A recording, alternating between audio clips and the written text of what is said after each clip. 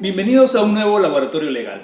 El día de hoy vamos a hablar sobre los planes de vigilancia COVID, la actualización de este plan para la prevención, vigilancia y control del COVID en los centros de trabajo. Y para eso tenemos un invitado especial. Tenemos hoy al ingeniero Jairo Gamarra. Jairo. ¿Qué tal, John? Buenas tardes. Un gusto tenerte con nosotros. El ingeniero Jairo Gamarra es un auditor autorizado por el Ministerio de Trabajo para la evaluación periódica de los sistemas de seguridad y salud en el trabajo.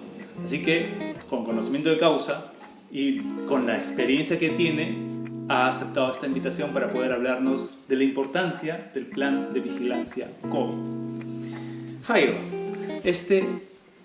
vayamos a lo que es el plan de vigilancia, ¿no? El plan de vigilancia que ahora es muy escuchado en las radios, en la televisión, en las empresas.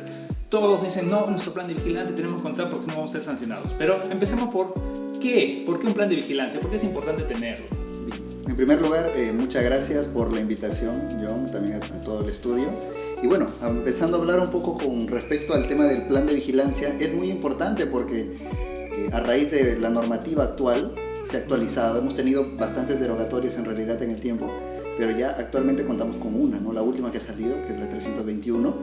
Entonces, donde menciona que las empresas van a tener que actualizar su plan.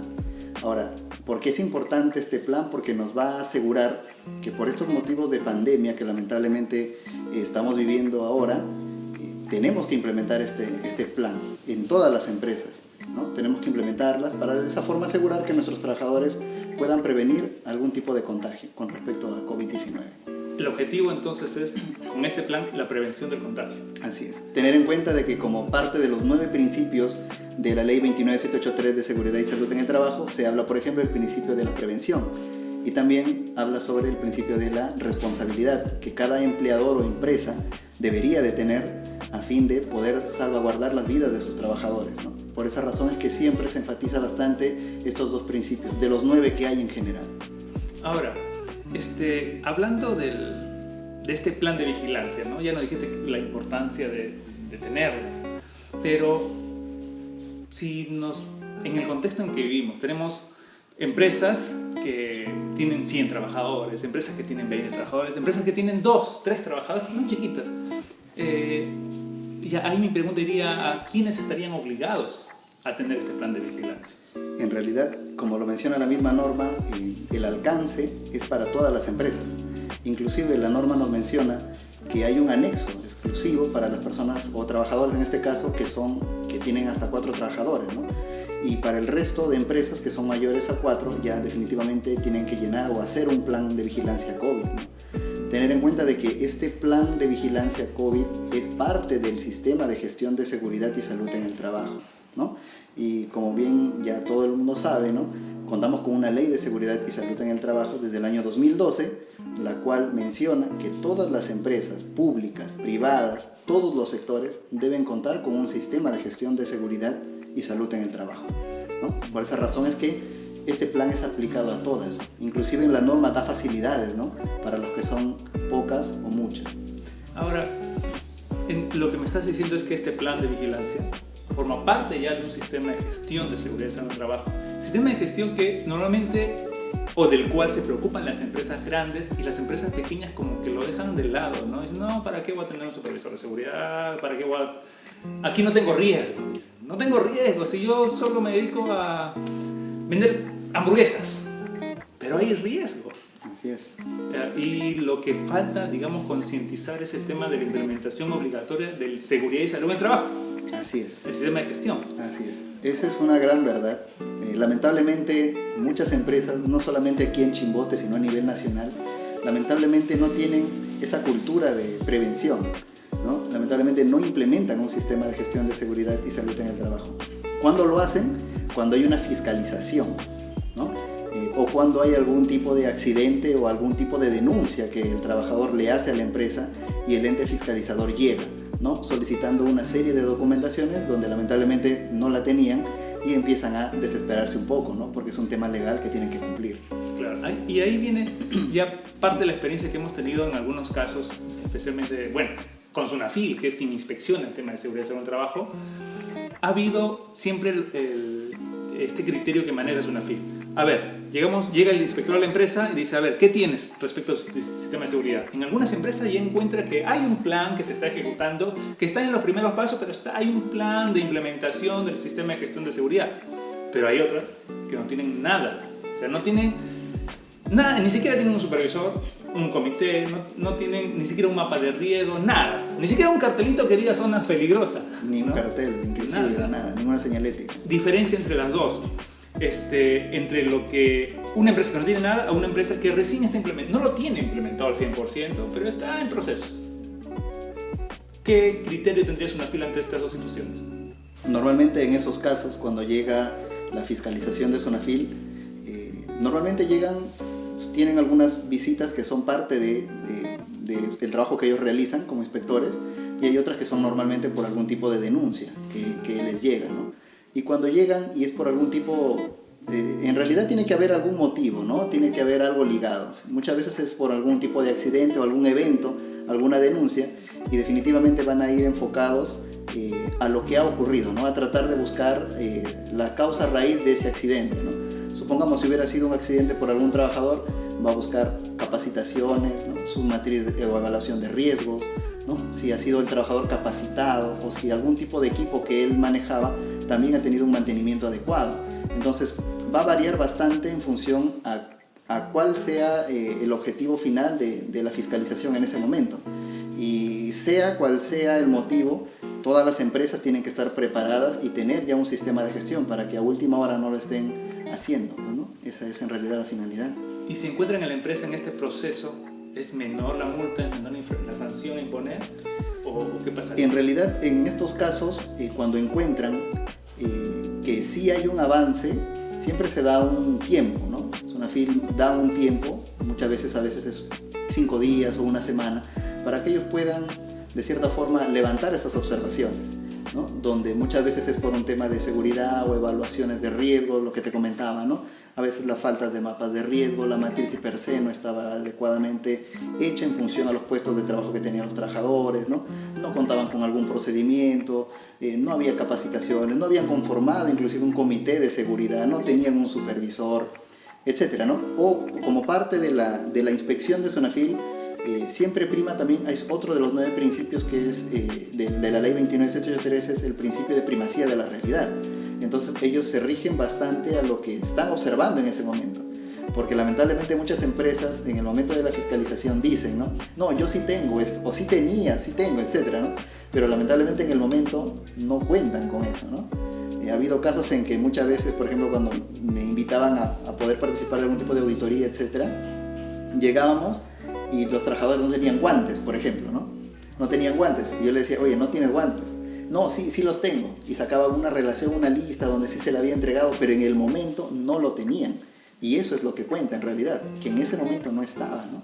Muchas veces puede haber mucha documentación, como siempre dicen, ¿no? El papel aguanta todo, pero a la hora de la hora y al momento de hacer muchas veces las entrevistas o tratar de obtener un poco más de información, ahí es donde se ve la realidad de la empresa, ¿no? Y que en la mayoría de casos, por no decir en todas, siempre están en falta porque les falta parte de implementar este sistema de gestión de seguridad y salud en el trabajo, ¿no? Y es muy cierto lo que dices. A veces ha tocado, veces en que hemos defendido empresas cuando llega SUNAFIL, llega el inspector y nos llaman, ¿no? Nosotros nos apersonamos a la inspección y imaginemos que es una empresa que no tiene nada implementado. Entonces conversamos con el inspector y el inspector me dice, a ver, aquí no veo nada, yo ya tomé foto, o sea, no me puedes decir que el cartel, la señalética, lo tenías comprado y estaba ahí, no lo tenías puesto, o sea, no estabas cumpliendo con la obligación, y hay evidencias de que en el momento de la inspección no estaba implementado. Tu mapa de riesgo no hay, no, que sí lo tengo hecho, está aprobado, no está publicado, no estás expuesto, ¿no? Entonces hay cosas que sí hay que tener en cuenta. Bueno, pero nos estamos ya desviando a todo el tema de gestión de seguridad y salud en el trabajo, ¿no? Que es en sí el universo en el cual se encuentra el plan de vigilancia. Así es parte del sistema de gestión, ¿no? De seguridad y salud en el trabajo, ¿no? Así es. Ahora, ¿qué sucedería? Por ejemplo, no te pongo un caso práctico. Hay un colegio profesional, ¿ya? Un colegio profesional tienen su junta directiva. En la junta directiva son 5 miembros, digamos. Y en el personal que trabaja de manera presencial son solo 3. Está la secretaria que atiende a los agremiados, a los profesionales.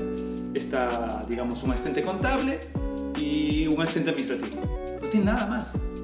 Porque la junta directiva, normalmente quien va al lugar es la decana o el decano del colegio profesional, y la junta hace su labor de manera remota o esporádica, pues, ¿no? En esta situación que te planteo, ¿qué obligaciones tiene respecto al plan de vigilancia? Ya, entonces, con respecto al plan de vigilancia, la última modificación que te estaba mencionando menciona que así sean trabajadores presenciales o remotos, la empresa está en la obligación, en primer lugar, que la empresa tiene que evaluar, mediante el Servicio de Seguridad y Salud en el Trabajo, tiene que evaluar cómo se encuentra este trabajador. O sea, si puede trabajar de forma presencial o remota. Ellos lo evalúan, ¿no? Y en función de eso ellos dicen, oye, quiénes sí, quiénes pueden y quiénes no pueden. Ahora, ¿qué quiere decir? Los que están de forma remota, no es que ya, como están en su casa, ya están tranquilos, no. Por parte del Servicio de Gestión de Seguridad y Salud en el Trabajo, tienen que hacerle un seguimiento, tiene que haber una vigilancia médica de estos trabajadores, ¿no? Igualito hacerles las entregas de los KN95 o algún tipo de mascarilla quirúrgica que también la norma no menciona. Aunque estén trabajando de forma remota, porque es lo que solicita la norma, y muchas empresas no lo están haciendo. Solamente se están enfocando a las personas que están trabajando de manera presencial, ¿no? Y ese es alguno de los errores que la mayoría de empresas está teniendo esto, ¿no? Inclusive se están enfocando solamente evaluaciones de riesgo a las personas que están yendo de forma presencial, más no evalúan a las que se encuentran de forma remota. Y la norma lo especifica muy bien, ¿no? Temas ergonómicos o psicosociales aplicados a todos los trabajadores que tenga la empresa se tienen que hacer. Y más ahora por pandemia y por el tema de COVID, lamentablemente el tema de estrés, la preocupación, ¿no? El poder salir contagiado y poder contagiar a tus familiares también es una presión que muchos de los trabajadores constantemente lo están teniendo, y esto es un factor a su trabajo, ¿no? Claro, que ya viene el tema de los factores psicosociales. Así es, que también es parte de lo que solicita la normativa, que incluye dentro de lo que pide el plan COVID, ¿no? Y allí, digamos que con eso podemos corregir un error común en todas las empresas, porque dicen, no, mi plan de vigilancia solo comprende mis trabajadores presenciales. Trabajos remotos no cuentan. Y cuando no es así. Así es. Inclusive la norma no solamente menciona trabajadores que estén remotos o presenciales, inclusive habla de algunas contratistas o personas externas que puedan ingresar también a las instalaciones, pues, ¿no? Que sean parte de la empresa por algún tipo de motivo, etcétera, ¿no? Entonces, para ellos también tiene que aplicarse este plan COVID. O sea, el alcance de este plan es para todas las empresas que tengan interacción de una u otra con la empresa, de forma presencial o remota. Aunque no sean trabajadores declarados en planilla. Así es, porque ingresan dentro de las instalaciones de esta empresa, ¿no? Lo que pasa mayormente en cualquier empresa, ¿no? Alguna entidad, por ejemplo, financiera, ¿no? No solamente trabajan dentro de las instalaciones o están los trabajadores propios de ella, ¿no? Sino que ingresan personas externas, clientes, donde tiene que haber, ¿no? Un control, un área donde haya un lavado de manos o un área de desinfección, ¿no? La separación correspondiente, la señalética, ¿no? Que no es solamente para los trabajadores, sino también aplica a los clientes que van a ingresar a ella. El plan se aplica para todos. Así es, y dentro del plan se considera eso, pues, ¿no? También se considera qué es lo que podría pasar en estos casos. Sí, eso es muy importante tener en cuenta. Ahora, otra pregunta también que surge de las empresas, de los empleadores, es con este tema del plan de vigilancia, con el tema de la pandemia, con el tema de seguridad y salud del trabajo, que ahora es una fila, está chequeando, revisando. ¿Todos debemos tener un médico ocupacional? O sea, ¿tenemos que contratar un médico ocupacional? ¿O cuándo deberíamos tener un médico ocupacional? La norma también menciona sobre eso, ¿no? Sobre los profesionales de la salud, lo menciona, ¿no?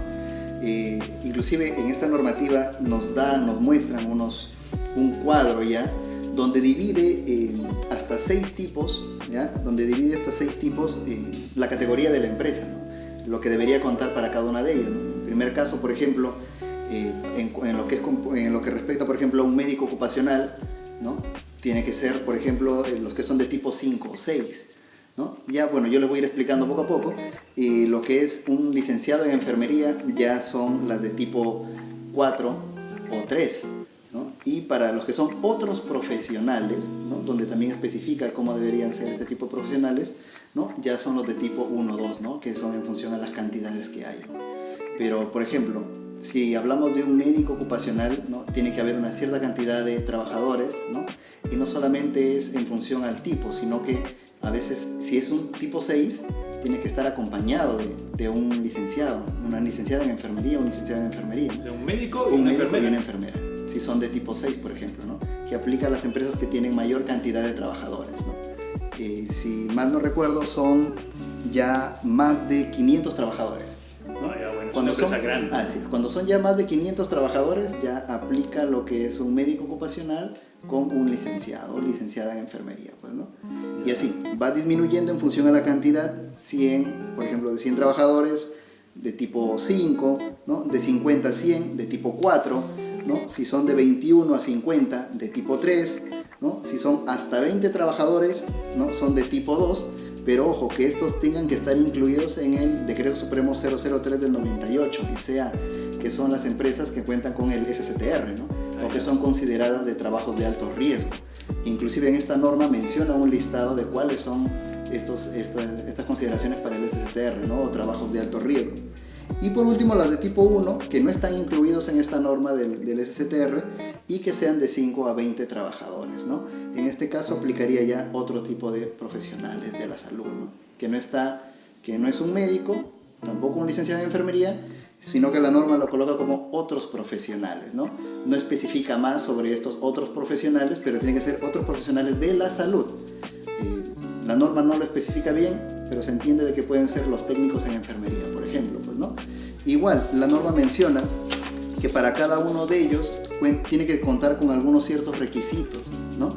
Por ejemplo, deben contar con alguna capacitación. En la mayoría de casos es capacitaciones, diplomados con respecto a seguridad y salud en el trabajo, ¿no? Igual de la misma forma los licenciados, como mínimo, un diplomado o un curso de seguridad y salud en el trabajo. En lo que respecta a los médicos ocupacionales, ya es un poquito más exigente, ¿no? Una maestría, también un diplomado o una especialización netamente en seguridad y salud ocupacional y medio ambiente, que es una rama que ahora de la medicina que también está, actualmente se está implementando, pues, ¿no? Entonces, eso es en lo que consiste con respecto al profesional de la salud, ¿no? Y lo que están haciendo algunas empresas es tercerizar, ¿no? Cuando son pocas, las que te menciono que son de tipo 1, tipo 2, ¿no?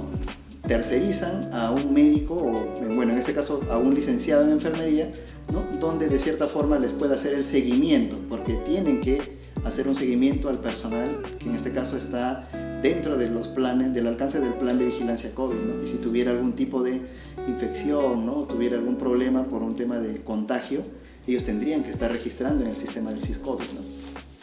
Ya, entonces, ahí te pongo 2 casos y aplicamos, para que nos apliques la obligación del profesional de la salud de acuerdo al tipo de empresa, o tipo de empleador, o de centro de trabajo.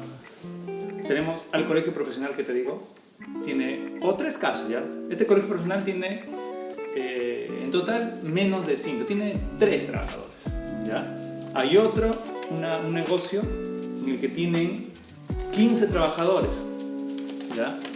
Y entiendo que aquí en el pequeño tenemos un caso, el de menos de 5, tenemos el otro de 15 trabajadores y tenemos una empresa, por ejemplo un restaurante, que tiene 2 locales y en total suman 25 trabajadores. ¿Qué profesional de salud debe tener cada uno? Ya. En el primer lugar, por ser pequeño, ¿no? Por ser pequeño son otros profesionales, ¿no? En este caso, otro profesional de la salud.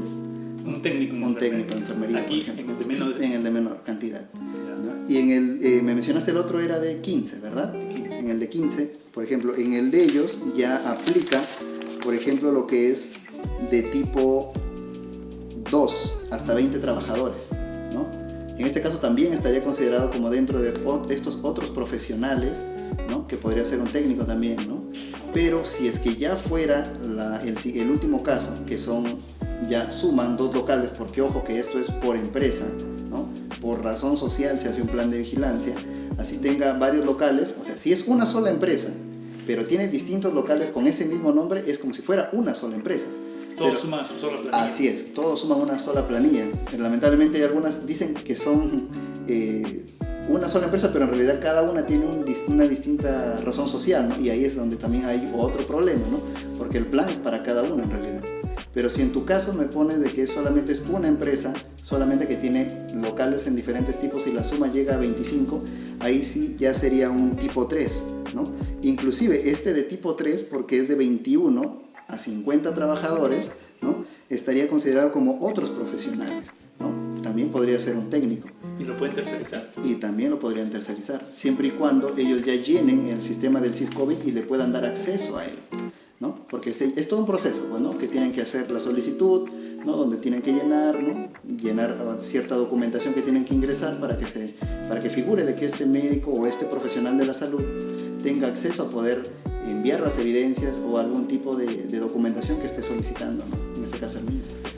Entonces, hablando de los tipos de centro de trabajo, tipos de empleadores, tipo 1, 2, 3, 4, 5, 6, según los anexos que establece la norma, ¿qué obligación de tener un profesional de la salud tiene una empresa que tiene 3 trabajadores, otra empresa que tiene 15 trabajadores y otra que tiene 25 trabajadores? Pongamos estos 3 supuestos.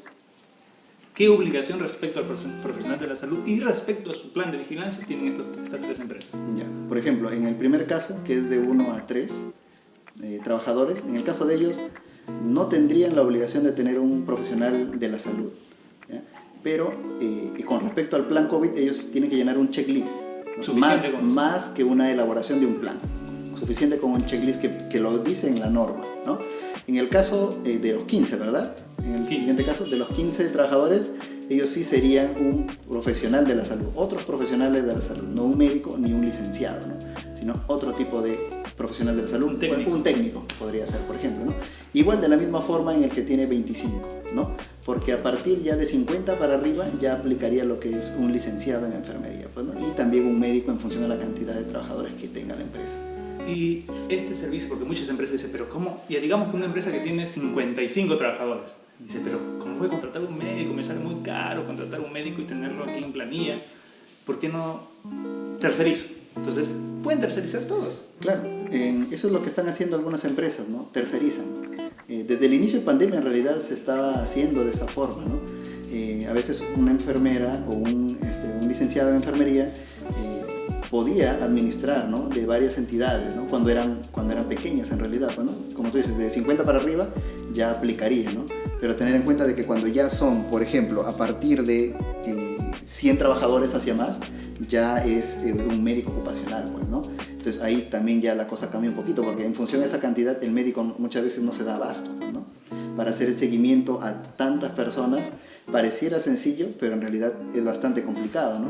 Ahora, lo que sí en algunas empresas han tenido bastante ayuda es, por ejemplo, que hay algunas empresas que cuentan con un área de bienestar social, ¿no? Que si bien es cierto, la norma no habla de un tema del área de bienestar social, pero son el área que de cierta forma que le da bastante soporte, ¿no? O una asistente social. O una asistente social, ¿no? En realidad ha ayudado a las empresas que tienen más de 500 trabajadores, ¿no? El área de bienestar social o la asistente social le ha brindado un soporte muy importante a todos los médicos o a las licenciadas que están viendo el plan de seguimiento COVID, ¿no? Porque inclusive aquí en Chimbote hay empresas muy grandes, como hay pesqueras muy grandes también, que tienen subcontratistas. Entonces no se dan muchas veces el abasto para su personal y también tienen son médicos que tienen varias sedes, que cuenta una pesquera, por ejemplo, tiene varias sedes, ¿no? A nivel nacional, y es solamente un médico, porque la suma de todos ellos hace más de 600 o 700 trabajadores. Entonces este médico no se da abasto, tiene que estar llamando, haciéndole el seguimiento, ¿no? Reportando, etcétera, ¿no? Y muchas veces el área de bienestar o la asistente social es la que le da este soporte, ¿no? Sí. Eso es lo que pasa. Sí, ayuda bastante en realidad, pues, ¿no? Pero lamentablemente no se implementa como debe ser, ¿no? Ahorita solamente por un tema de reducción de personal también inclusive, ¿no? Solamente están ya llegando un médico en función a la cantidad que tengan, un licenciado o algún técnico en enfermería, pues, ¿no? Aunque la norma señala respecto a los asistentes sociales que es obligatorio contar con un asistente social en centros de 100 o más trabajadores, en centros de trabajo de 100 o más trabajadores, cosa que algunos desconocen y se olvidan porque es una norma antigua ya, o sea, y muchos ya lo están pasando por alto, pero realmente aún mantiene esa obligación. Hay empresas que ya tienen su asistente social cuando superan los 100 trabajadores. Cuando son menos de 100 no es obligatorio, pero algunos lo han creído por conveniente implementarlo porque, como dices, es de ayuda, porque un asistente social no solo por el tema de la pandemia apoya al médico, sino también apoya para las prestaciones en salud, los trámites respecto a los descansos médicos, se encarga de todo ese papeleo de prestaciones de salud, ¿no?, a favor de los trabajadores que podrían ocasionar algunos problemas si es que no se le toma la atención debida. Pero es bueno el tema de la asistencia social. Respecto a continuando con el tema del plan de vigilancia, ¿no?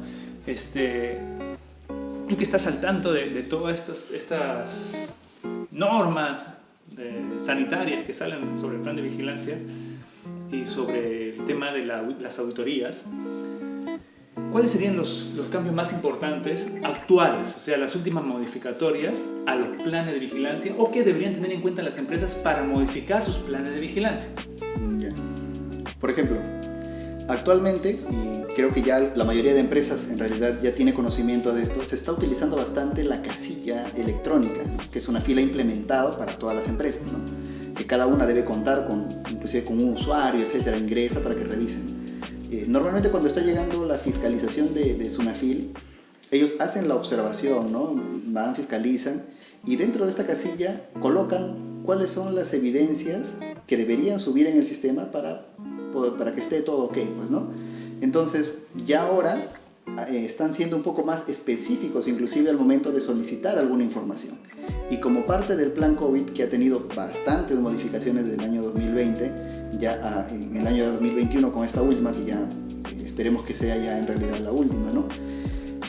Tiene varios aspectos muy importantes, ¿no? Por ejemplo, tocaban el tema de la ventilación, ¿no? Que, por ejemplo, la norma ahora actualmente está solicitando, ¿no?, que tiene que haber una evaluación de los puntos de ventilación de ingreso o si el ambiente es abierto, ¿no?, que deba ser en función a un veinteavo del área de la superficie de la habitación, por ejemplo, ¿no?, que muchas veces no lo están tomando en consideración algunas empresas para elaborar sus planes de vigilancia. Por ejemplo, también contaban que el ente fiscalizador debe realizar un monitoreo de CO2, ¿no?, y que si bien es cierto, algunas intendencias de Sunafil todavía no cuentan con el equipo, yo estoy seguro que en algún momento ya lo van a solicitar o lo están requiriendo y van a llegar a diferentes empresas con un equipo para que de cierta forma pueda realizar este tipo de monitoreo como lo menciona la norma, ¿no? Entonces no solamente es eso. Ahora, por ejemplo, en esta última actualización voy a ir hablando un poco quizás de los lineamientos que tiene, ¿no?, porque son 7 lineamientos que la norma menciona. Por ejemplo, con respecto al área de lavado y desinfectado, ahora menciona que tiene que haber uno en el ingreso de la empresa, ¿no? Al ingreso de cada entidad que vaya uno, tiene que haber un área de desinfección, por ejemplo, ¿no?, correctamente señalizada inclusive, ¿no? Área de lavado o desinfección, porque son cosas distintas, sí, ¿no? En realidad un lavado o desinfección, ¿no?, pero tiene que haber ahí una de estas áreas, ¿no? Cualquiera de las dos. Cualquiera de las dos, ¿no?, donde puedan estar ellas, ¿no? Y de cierta forma para precisar a los que nos están viendo, el lavado es el lavado de manos, con jabón y agua, ¿no? Y la desinfección es con alcohol. Así es, con alcohol. Con alcohol, en la norma lo menciona inclusive con un alcohol de 70, dice, ¿no? Y la mayoría ya está utilizando ya su alcohol, ¿no? Llega muchas veces, la norma menciona que tiene que haber un dispensador, ¿no? Y en lo posible que sea con algún tipo de tecnología que no involucre la manipulación directa, ¿no? Y creo que hemos visto en varias entidades diferentes formas de cómo realizar esto, ¿no? Algunos que han tenido un presupuesto quizás un poco mayor o la inversión ha sido mayor han comprado unos dispositivos automáticos donde tú colocas la mano y automáticamente tiene un sensor. Ajá, así es, con un sensor y automáticamente te desinfecta, ¿no?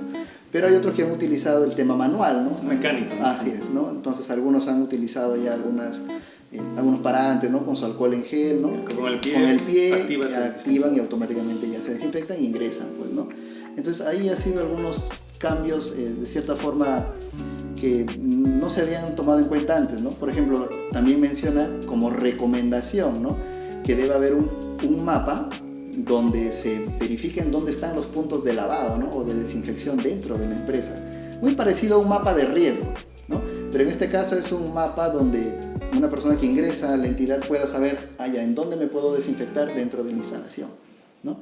Que son algunas cosas que han ido cambiando, ¿no? Que son de cierta forma muy importantes, ¿no? Y ahora otra cosa es, por ejemplo, la vacunación, que también lo está exigiendo, ¿no?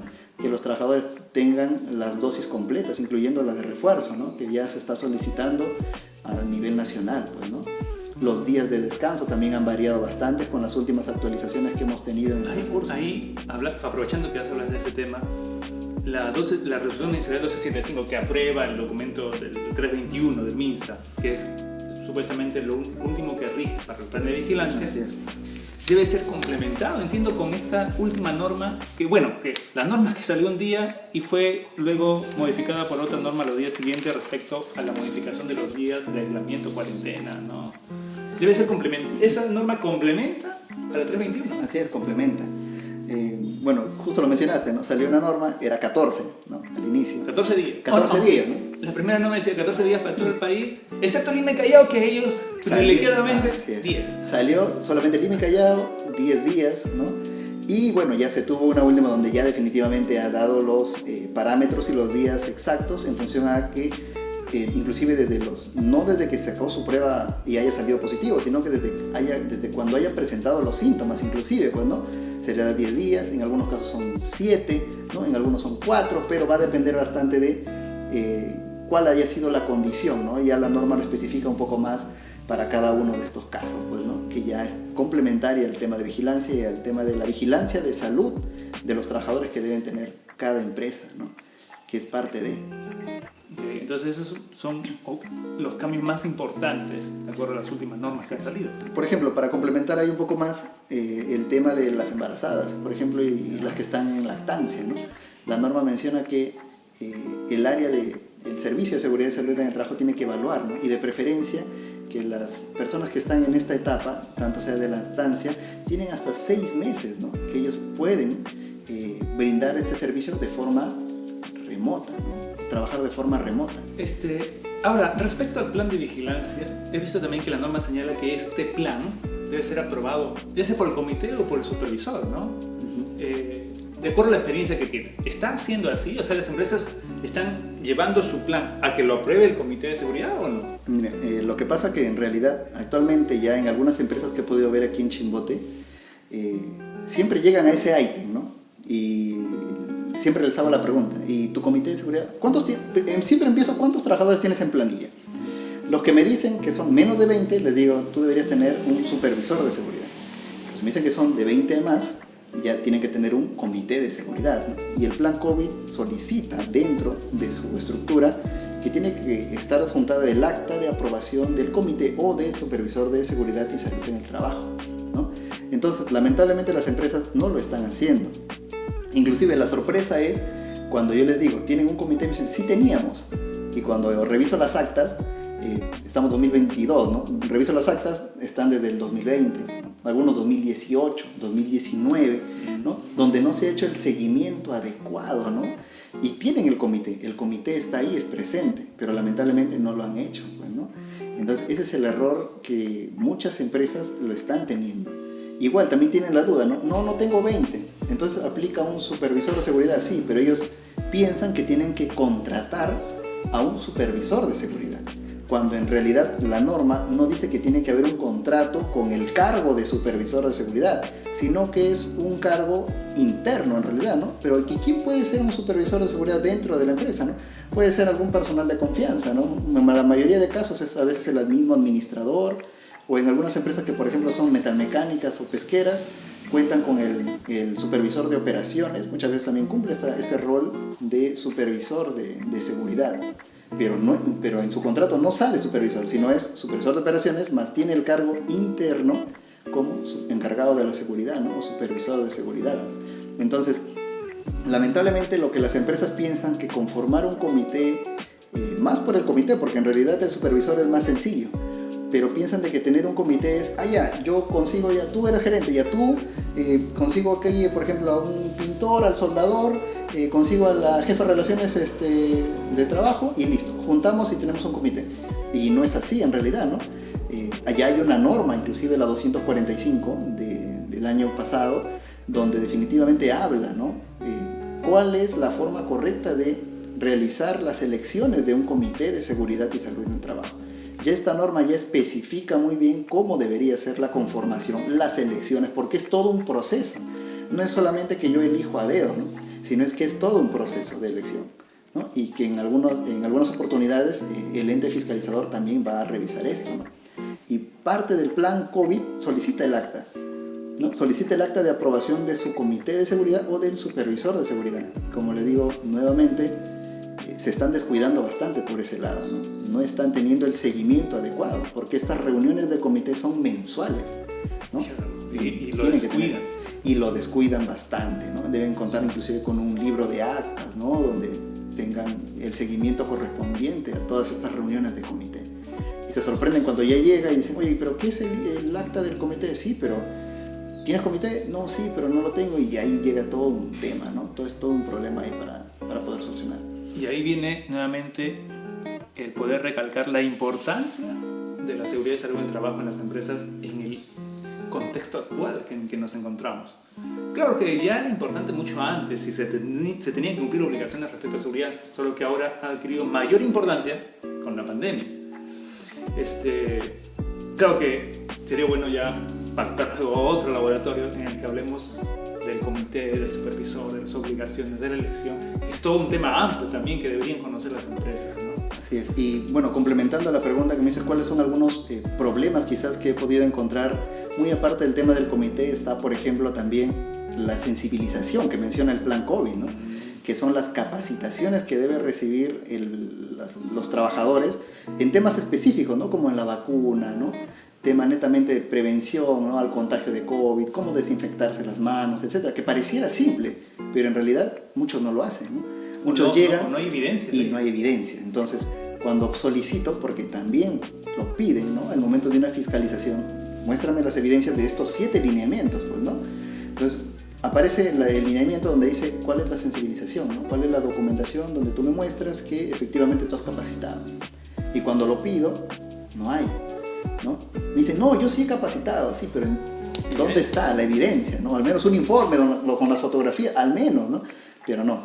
Y lo que muchas empresas no saben, que tanto, por ejemplo, que es un tema de sensibilización, y el otro tema que también es muy importante y que muchas de las empresas no lo están haciendo seguimiento, es la entrega de los equipos de protección personal para sus trabajadores, sea una mascarilla de pliegues. Aprovechando justamente eso, que muchas empresas dicen ya, pero ¿qué equipo de protección personal, según el plan de COVID y respecto a la prevención de COVID, debo entregar a mi trabajador? ¿Solo las mascarillas o qué cosas debo entregar? Lo que pasa que ya dentro de la norma especifica, inclusive, ¿no? Así como están los tipos, de la misma forma para cada tipo, en este caso de riesgo, se les da un equipo de protección personal que sea adecuado para ellos, ¿no? En la mayoría de casos, solamente para ponerte un ejemplo básico, el personal de salud no va a ser los mismos que atiendan, por ejemplo, en una entidad financiera, ¿no? El personal de salud va a tener que tener otro tipo de protección mucho más grande, ¿no? Incluyendo ya unos respiradores más especializados, inclusive la protección va a ser inclusive con trajes químicos, ¿no? Que son los más conocidos, ¿no?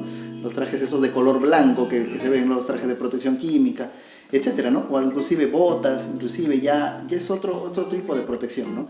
Pero en la mayoría de casos aquí en el sector, por el nivel de riesgo, siempre están verificando el tema de la entrega de las mascarillas quirúrgicas, ¿no? Las de 3 pliegues, o los respiradores de libre mantenimiento KN95, ¿no? Que creo que casi la mayoría de empresas lo está utilizando. Pero lo que no hay es el registro de entrega. Eso es lo que solicita Sunafil y lamentablemente no tienen cómo evidenciar. Ahora, cosas, a menos con un acta de entrega, ¿no? Así es. Ahora, lo que pasa es que muchas empresas tampoco conocen o no saben que nosotros contamos con una norma de seguridad que es la 050 del 2013-TR, donde menciona cuáles son todos los lineamientos con respecto a seguridad y salud en el trabajo y nos facilitan inclusive cuáles son los formatos para entrega de equipos de protección personal, y también está para las capacitaciones, ¿no? Que te estaba mencionando hace un inicio, el tema de la sensibilización al personal. Y ahí están los formatos. Y ahí están los formatos, solamente para que la empresa llegue, lo imprime, le coloca su logo y empieza a hacer el seguimiento correspondiente. Porque he visto diferentes tipos de formatos, pero la norma te da ya uno, ¿no? Y tiene que cumplir lo mínimo que pida la norma. Puedes modificar, sí, pero tiene que tener al menos lo mínimo que tenga la norma, ¿no? Fechas de entrega, cuál es el tipo, cuál fue la capacitación, ¿no? Etcétera. Entonces ahí inclusive menciona quién fue el capacitador, ¿no? Quién es el responsable del seguimiento al registro, etcétera. Y esa es la evidencia que se debe colgar cuando van a realizar el levantamiento de observaciones en la casilla electrónica para Sunafil. Y lamentablemente algunas empresas no tienen de conocimiento esto, ¿no? Y que es muy importante que ellos sepan esto, porque sería más sencillo para ellos poder hacer un seguimiento correcto con los formatos que pide la norma, y de esa forma evitarse algún tipo de inconveniente con el ente fiscalizador, ¿no? Es que ya todo está ahí, solo que por falta de conocimiento no usan las herramientas que están ahí a la mano. Así es, eso es. Y ya vamos terminando. Quería hacerte una penúltima pregunta. Es, actualmente, aun cuando voy a algunos centros de trabajo, de repente centros comerciales, veo que siguen usando medido de temperatura, alcohol en las manos, pediluvio con cal incluso, el polvo blanco y todo. De todos estos implementos de seguridad para ingresar a un local, ¿cuáles siguen vigentes y cuáles ya no son recomendables?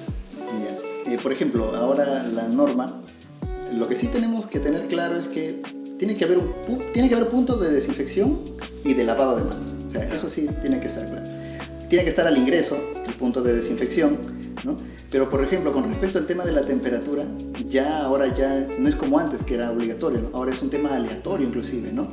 Ya no es tanto a nivel general. O sea, no tienen que tomarle a toda la persona que ingresa, toman, no, ya no. Ahora ya es aleatorio, ¿no? Ahora, otra cosa, lo que sí prohíbe la norma, y lo menciona, es de que ya no debería haber estos dispositivos que había como unos aspersores que alguna persona ingresaba y le hacían una rocía, así es, utilizaban cloro inclusive, ¿no? En los mercados lo utilizaban. Así es, inclusive todavía siguen habiendo, pero ya no lo usan, pues, ¿no? Entonces, eso, por ejemplo, está descartado ya totalmente, ¿no? Ahora, la norma no menciona el tema de pediluvios, ¿no? Pero es una medida colectiva que de cierta forma ayuda, ¿no? Ayuda a poder minimizar un poco el tema del riesgo de contagio, pues, ¿no?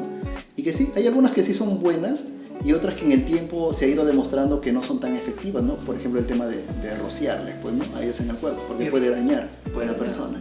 Y respecto a la desinfección, a veces unas empresas lo que hacen es fumigar una vez a la semana todos los ambientes, las superficies. ¿Eso también es recomendable? Por ejemplo, en el tema de desinfección, ese es un tema también muy amplio de conversar, ¿no? Pero muchas personas creen, por ejemplo, el error más común que he visto en las empresas es que contratan a una empresa para hacer la desinfección de sus áreas, pero la norma en un inicio hablaba de limpieza y desinfección, no solamente decía desinfección, porque acompañada de la desinfección tiene que ir previamente una limpieza, si no el químico no va a tener ningún efecto, ¿no? Ahora, en su momento también la norma dio bastantes, muchas entidades empezaron a dar a conocer productos químicos los cuales sirven para poder desinfectar. El más común, y que lo menciona la norma y todo lo demás, es, por ejemplo, el cloro, ¿no? El cloro más conocido como el hipoclorito, ¿no? Entonces, haciendo algunas mezclas, etcétera, la concentración se aplica y es el desinfectante más barato que casi todas las empresas tienen a disposición, ¿no? En las casas, etcétera, ¿no? Pero ya otras empresas han implementado con otros químicos su proceso de desinfección, utilizando, por ejemplo, amonio cuaternario de quinta generación, ¿no? Que también es un virucida, el cual tiene un mayor campo de espectro, ¿no? Y es también no es dañino como el cloro para el medio ambiente, ni tampoco corrosivo para algunas áreas que se usan, pues, ¿no? Por ejemplo. Pero obviamente que esto involucra un costo mayor, pues, ¿no? Entonces, siempre se ha recomendado a las empresas que si van a realizar un servicio de desinfección, siempre tiene que ir acompañado de una limpieza previa y hacer una desinfección adecuada, pues, ¿no? A las áreas.